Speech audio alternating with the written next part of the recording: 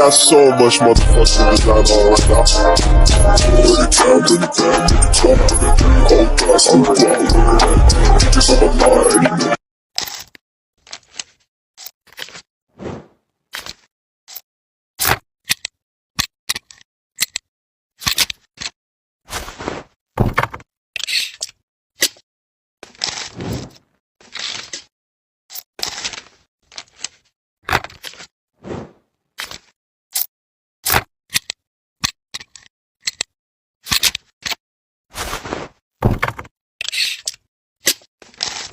What you know about rolling down in the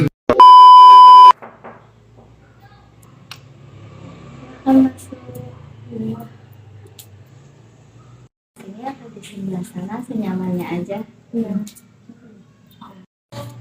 Sebelumnya saya enaknya panggil apa ya? Mbak, Kak, atau Teh? Mbak aja. Baik, Mbak, dengan Mbak Bintang ya? Iya, Tadi kesininya naik apa?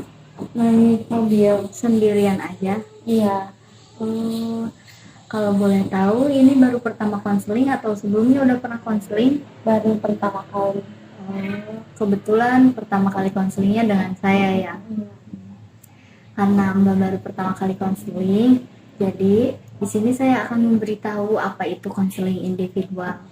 Konseling individual adalah layanan bimbingan konseling yang dilakukan oleh konselor terhadap konseli secara tatap muka. Di dalam konseling juga mempunyai asas-asas. Yang pertama ada asas kerahasiaan. Asas kerahasiaan itu jadi Mbak di sini nggak boleh takut, nggak boleh ragu, ceritakan aja yang apa ingin Mbak ceritakan. Yang kedua ada asas kesukarelaan. Kalau boleh tahu Mbak datang ke sini atas sukarela Mbak sendiri atau dasar dorongan orang lain? Kemauan sendiri sih. Oh, berarti udah sukarela ya Mbak. Iya. Terima kasih ya Mbak.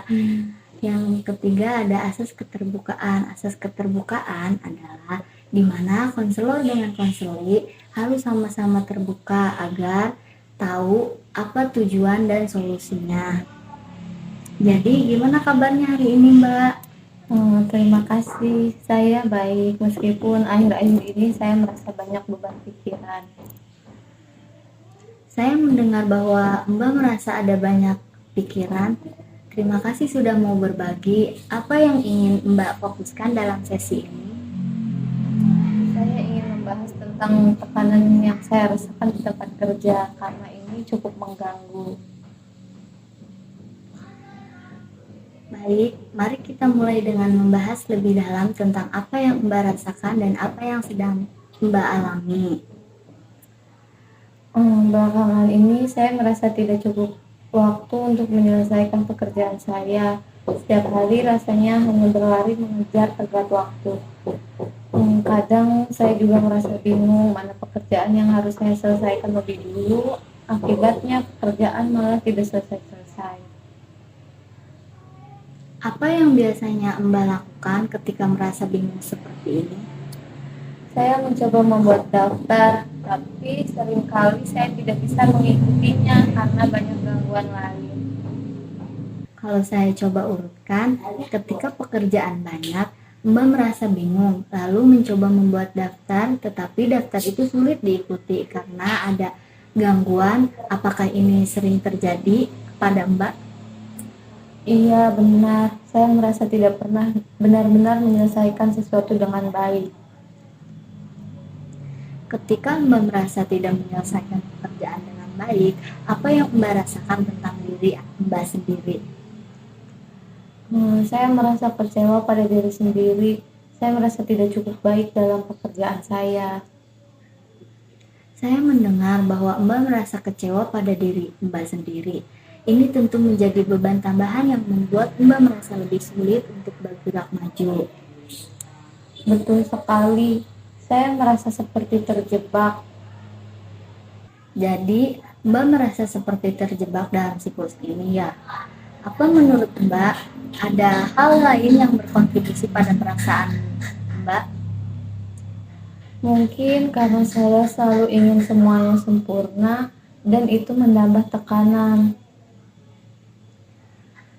Ketika Mbak merasa harus selalu sempurna, dari mana menurut Mbak tekanan itu berasal? Saya pikir karena di tempat kerja, saya selalu merasa harus membuktikan diri. Kalau ada kesalahan, saya takut akan dinilai buruk. Saya mendengar bahwa Mbak merasa takut dinilai buruk jika ada kesalahan. Bagaimana perasaan itu mempengaruhi cara Mbak bekerja? Kadang saya malah terlalu fokus pada hal kecil dan akhirnya lupa menyelesaikan hal yang lebih penting. Ya, saya mengerti. Jadi, ketakutan akan dinilai buruk membuat Mbak terlalu fokus pada hal kecil yang akhirnya membuat pekerjaan besar terlambat selesai. Apakah ada cara yang pernah Mbak coba untuk mengatasi ini? Saya pernah mencoba berbicara dengan rekan kerja, tapi saya takut terlihat lemah, jadi saya jarang melakukannya. Itu adalah upaya yang baik loh. Namun saya mendengar bahwa ada rasa takut dianggap lemah. Apa yang membuat Mbak merasa takut seperti itu? Mungkin karena saya ingin terlihat profesional dan saya pikir meminta bantuan itu tanda kelemahan. Saya bisa memahami perasaan itu. Banyak orang merasa bahwa meminta bantuan bisa terlihat sebagai kelemahan, padahal sebenarnya itu menunjukkan keberanian untuk bertumbuh. Dari semua yang kita bicarakan, apa yang menurut Mbak bisa membantu Mbak keluar dari siklus ini?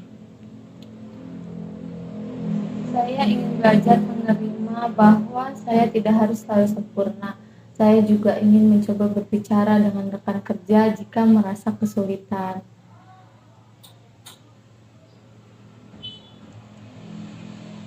Ini adalah ide yang bagus. Bagaimana dengan berbicara dengan rekan kerja? Apa langkah pertama yang bisa Mbak lakukan? Saya bisa mencoba berbicara dengan rekan yang dekat dengan saya dulu untuk mendiskusikan tugas-tugas yang bisa dikerjakan bersama.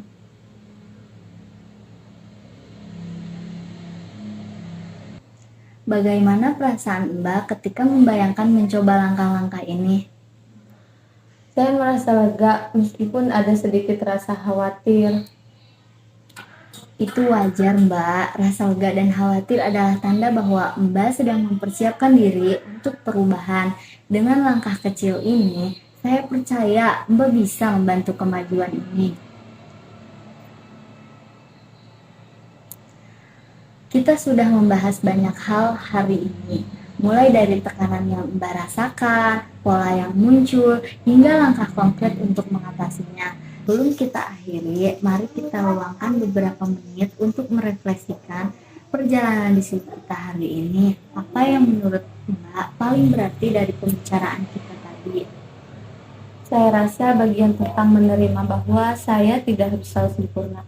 Itu sangat berarti membuat saya menyadari tekanan yang saya buat sendiri. Saya setuju, menyadari tekanan yang Mbak rasakan serta keberanian Mbak untuk berbagi di sini adalah langkah-langkah besar menuju perubahan. Tadi Mbak juga menyebutkan beberapa langkah konkret yang ingin Mbak coba, seperti berbicara dengan rekan kerja dan memberi apresiasi pada hal-hal yang sudah selesai. Bagaimana menurut Mbak langkah-langkah itu dapat membantu Mbak ke depannya? Saya pikir itu akan membuat saya merasa lebih ringan. Mungkin saya akan bisa fokus lebih baik pada tugas-tugas utama saya. Betul sekali, langkah-langkah tersebut tidak hanya membantu Mbak merasa lebih ringan, tetapi juga dapat membangun kepercayaan diri Mbak sedikit demi sedikit. Jika Mbak berkomitmen untuk memulai langkah ini, kapan Mbak berencana untuk mencoba pertama kali? Saya akan mencoba berbicara dengan rekan kerja minggu depan.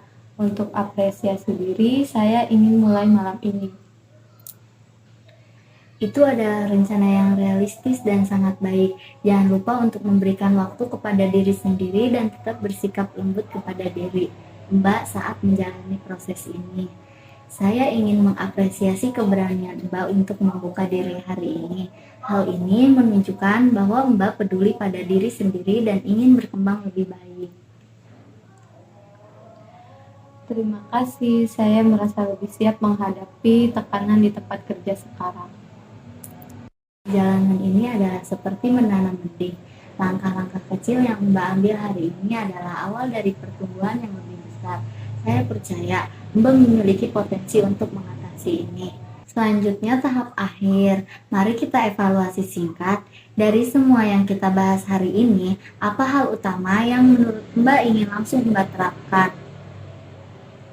Saya rasa berbicara dengan rekan kerja tentang pembagian tugas adalah langkah yang paling penting. Itu bisa meringankan beban saya. Pilihan yang sangat baik.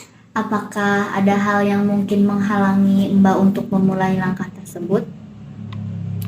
Mungkin merasa takut tidak diterima atau dianggap lemah.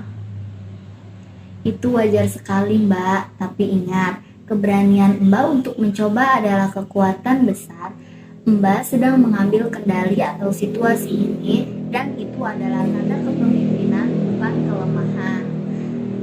Jika menghadapi tantangan, langkah apa yang bisa Mbak lakukan untuk tetap melanjutkan rencana ini? Mungkin saya bisa menuliskan poin-poin penting yang ingin saya sampaikan terlebih dahulu supaya lebih jelas.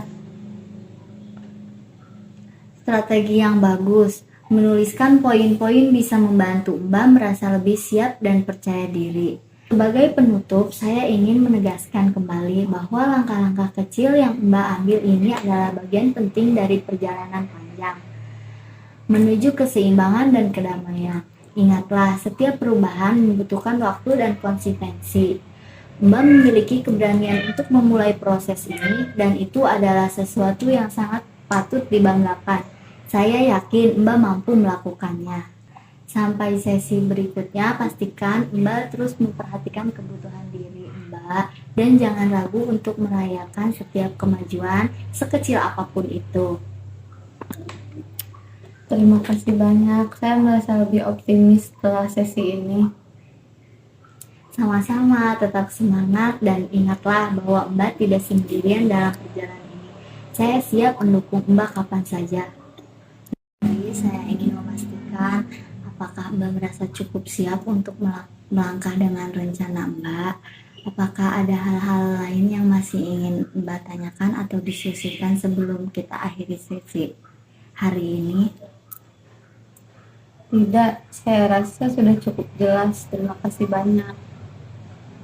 Baik, saya senang mendengarnya. Jangan lupa, ini adalah proses dan Mbak tidak perlu terburu-buru. Fokus pada langkah-langkah kecil yang sudah Mbak rencanakan. Saat Mbak melangkah keluar dari ruangan ini, saya ingin Mbak membawa keyakinan bahwa Mbak memiliki kekuatan untuk menghadapi tantangan ini. Saya percaya pada kemampuan Mbak. Mbak butuhkan berbagi sebelum sesi berikutnya. Jangan ragu untuk menghubungi saya ada untuk mendukung Mbak. Terima kasih, saya sangat menghargainya.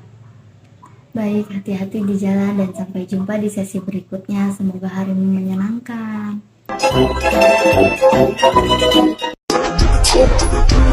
Hold